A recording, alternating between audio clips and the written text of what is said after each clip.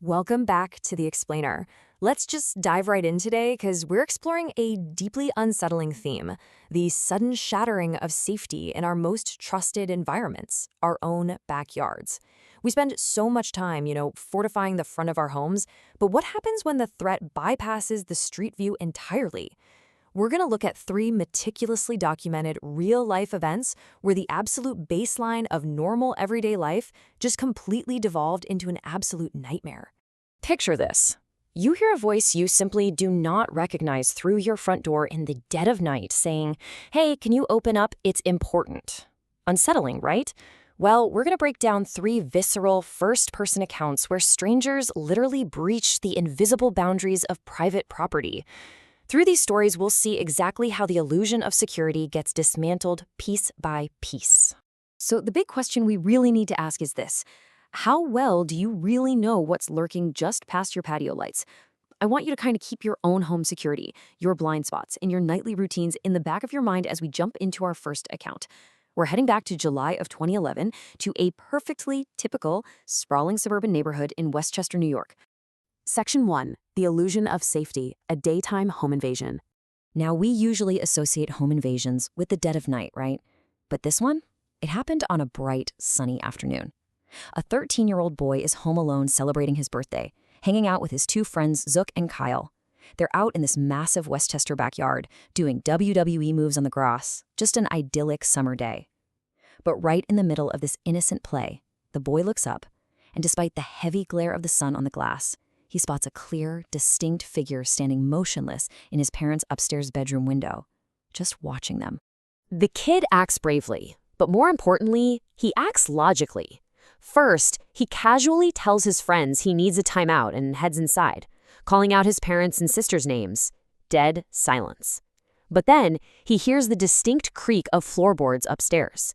He quickly checks the driveway from the front window. No cars. His family is definitely not home. So he creeps to the bottom of the main staircase and calls out one more time. And that is exactly when the horrifying reality sets in. He said it looked like a man's foot. He looked up those stairs, and protruding just slightly from behind the upstairs wall, pointing right toward the steps, was a man's bare foot.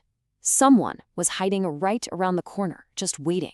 Unbelievably, the boy manages to hold back his panic. He walks calmly to the den so he doesn't alert the intruder, and then just sprints for the landline, eventually running outside to his friends.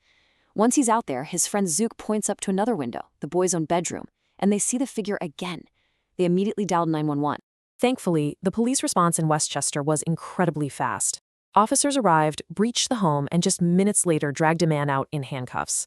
This wasn't some neighborhood kid pulling a prank either. It was a disheveled, high, half-naked, and highly unstable man, slurring profanities. He had actually rummaged through every single drawer in the house. And the most terrifying takeaway here? He gained entry simply through an unlocked door. It really proves just how incredibly fragile that illusion of daytime safety truly is. Moving on to Section 2. The Stalker in the Woods. Nowhere to Run. Okay, so this event takes place just last summer. A man is doing a favor for his brother Ben by dog-sitting his chocolate lab, Bear. The setting is this quiet, rural area about 25 minutes outside of town. The backyard is totally enveloped on three sides by deep, dark woods and walking trails. The expected quiet weekend starts off totally normal, but during a peaceful mid-morning trail walk, Bear uncharacteristically freezes.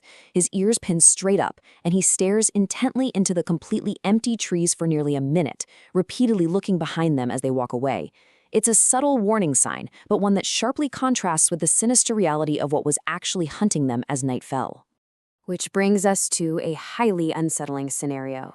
Later that night, right around 9:30 p.m., there's a knock at the front door. The guy mutes the TV, walks over, and without opening it asks who's there. A voice from the other side asks for Tom. The narrator says, "Hey, there's no Tom here." And the stranger gives a completely wrong last name. But when told he has the wrong house, the stranger pauses and calmly insists he doesn't have the wrong house. When the narrator checks the windows just a few moments later, the porch and yard are completely empty. The stranger wasn't lost at all. It was a perimeter test.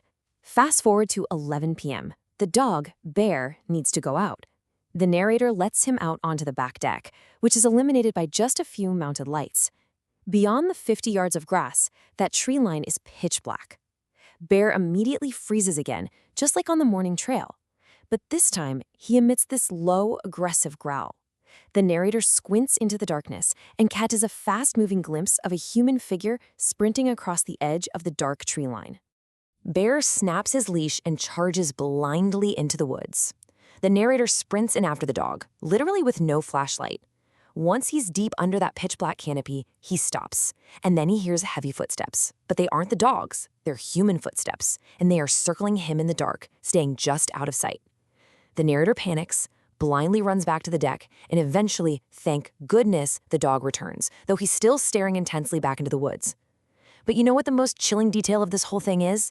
When the brother, Ben, returned home and heard this story, he confessed that the exact same thing had happened to him a year prior. Someone had been repeatedly returning to stalk this specific property. Absolutely terrifying. Which brings us to Section 3, the Midnight Garage Breach, a Holiday Nightmare. This final story takes us to Jasper, Georgia, in May of 2026. A 35-year-old man named Dave is hosting his brothers Pete and Jim, along with their wives and young kids, for a Memorial Day family barbecue. We're looking at a rapid devolution of a family gathering here. At 1 p.m., it's a super fun pool party. Beers, barbecue, kids playing, the whole shebang. But at nightfall, while they're eating dessert, two blood-curdling, distinctly human screams echo from the deep woods behind the house. They bring the kids inside, write it off as teenagers messing around, and the guests all leave by 10 p.m. But at midnight, Dave and his wife Nancy are jolted awake by the doorbell, and by 1 a.m., the true nightmare actually breaches the walls of their home. So Dave goes downstairs and asks who it is through the closed door. The stranger replies, "It's your neighbor down the road, Jack." Now, Dave is immediately suspicious, right? He doesn't know any Jacks. So Dave presses him. He asks Jack for his exact street address. The response? Dead silence, followed by the sound of rapid footsteps fleeing the front deck. So, who was Jack? Well, just like the man looking for Tom in our second story, Jack was a total fabrication. It was someone checking to see if the homeowners were awake, vulnerable, or foolish enough to turn the deadbolt. Dave completely locks down the house and goes back to bed, but the situation is far from over. Because there was no Jack. It was a lure. About an hour later, at 1 a.m., Nancy frantically shakes Dave awake. She heard a distinct, mechanical sound, the heavy slide of their manual, unlatched garage door closing. The stalkers from the woods, the fake neighbor from the porch, they were now inside the architecture of the house itself. Dave grabs a .22 pistol from his bedside drawer, tells his terrified wife to stay put, and creeps down the pitch-black staircase. Dave reaches the bottom of the stairs and checks the interior door leading to the garage. It's locked, which means the intruder is essentially trapped in the garage itself.